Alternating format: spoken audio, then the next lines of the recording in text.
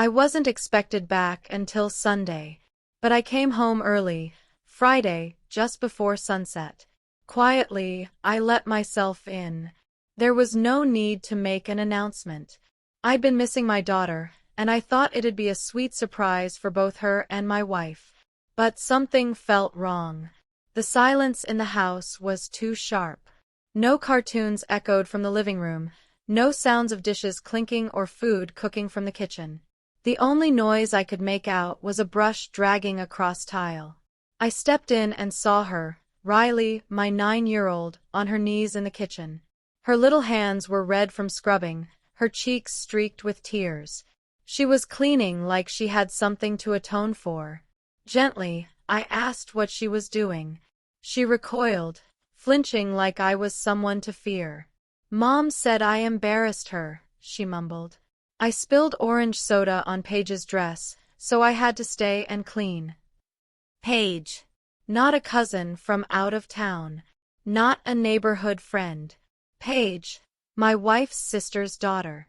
The one the family referred to as the real granddaughter when they assumed I couldn't hear them.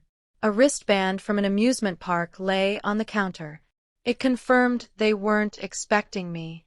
There was no note, no sitter. Just Riley. Alone. Left behind.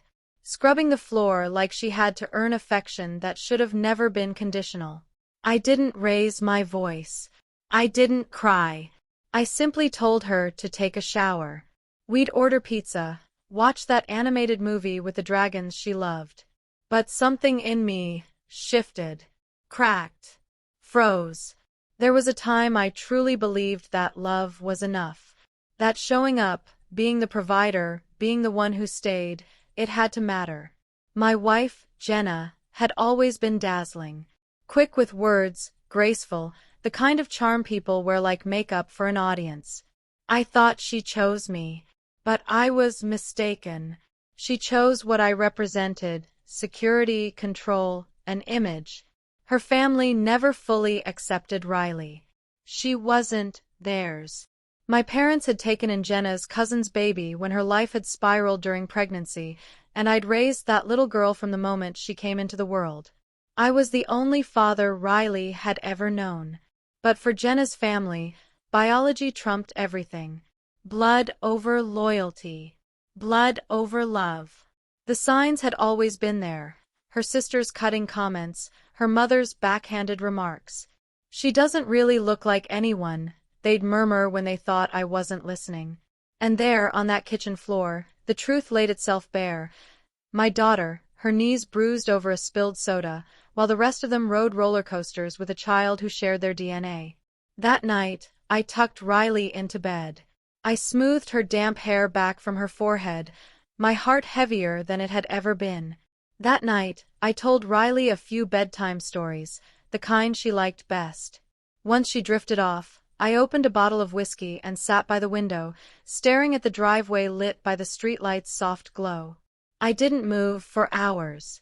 By the time the clock struck midnight, I knew exactly what I had to do. I began gathering evidence. I photographed everything: the scuffed-up kitchen tiles, the amusement park wristband left behind, Riley's chapped little hands, the plate of food no one had touched. I went through old voicemails, saving every one where Jenna sounded more like she was giving a press statement than speaking as a mother. Next, I visited Riley's school. Sat down with the counselor for quiet, serious conversations. I spoke about favoritism, about emotional neglect, about how a child shouldn't be left behind like she didn't matter. 3 weeks later, I met with a family law attorney. Not just any lawyer, someone discreet, sharp, and worth every dollar.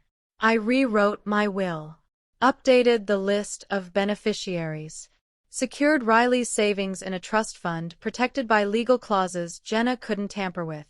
I transferred funds, scrubbed my files clean, and waited. It didn't take long. The amusement park trip wasn't a one-time slight, it became their new tradition. A celebration Riley was never invited to.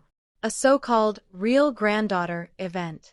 The moment they left for round 2, again without my daughter, I told Riley we were going to visit my brother for a few days. I packed light, Just some clothes and a folder full of important documents. What I really packed was leverage. We drove 4 hours to my attorney's secluded cabin. Spent the weekend fishing, laughing, healing. Riley's smile that weekend wasn't forced or tired. It was genuine. The first one I'd seen in what felt like forever. I made sure to capture it. Proof that she was still capable of happiness when she felt safe. When we came back home, I handed Jenna a thick envelope. Divorce papers. A formal request for full custody, along with a neatly compiled folder of evidence. She didn't say a word. Just stood there, clutching the paperwork like it might burst into flames. "You left our daughter alone," I said. "Twice.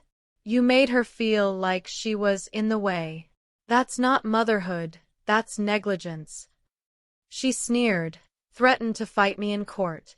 Said no judge would take her child away. That no one would believe me. I told her to open the second envelope, the one labeled for Child Protective Services. It held everything. Every file, photo, and transcript. I hadn't mailed it. Not yet. When our case reached the courtroom, it didn't take much effort on my part. Her own family did the damage for me. Her sister casually admitted they preferred Riley not join their outings. Her mother slipped, saying on the stand, "She's not really one of us." Jenna tried to play the victim, but the tears didn't land. Not when the evidence was laid out in black and white. The court granted me full custody. Jenna was allowed supervised visits, 2 hours, twice a month. Riley went once, refused to return. Her therapist backed her decision. That was enough for the judge. But I wasn't finished. Remember that amusement park wristband left carelessly on the counter?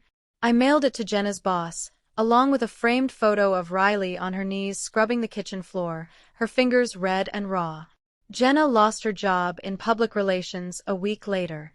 Hard to promote a family-first brand when photos of child neglect start circulating. Still, that wasn't the final stroke.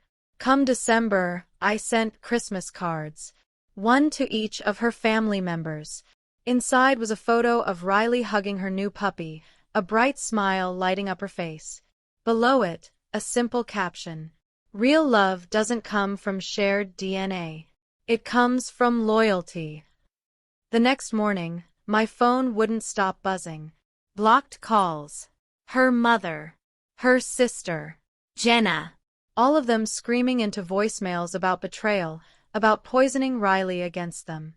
I didn't respond. I just watched Riley running through the yard, hair wild, laugh unfiltered, hands unmarked. People think revenge has to be loud, something fiery and chaotic. But mine wasn't like that. Mine came quietly, through signed documents, legal rulings, and a trail of facts no one could argue with. I held up a mirror, and they had no choice but to face their reflection. And I held to one last truth. If you turn your back on a child, you don't get to keep calling yourself family. Not while I'm still breathing.